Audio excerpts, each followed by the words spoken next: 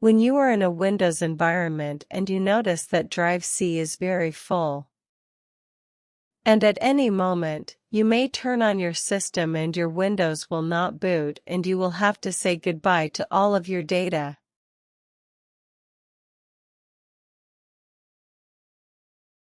Now, I will teach you how to free up a significant amount of space from Drive C.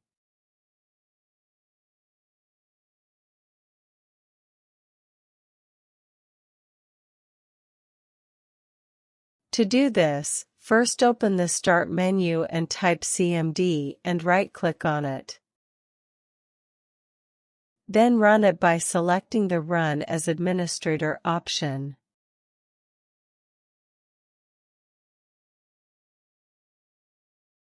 In the window that opens, type the following command exactly and press Enter.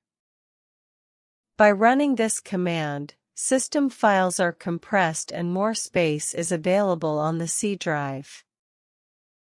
Wait a few minutes for it to finish.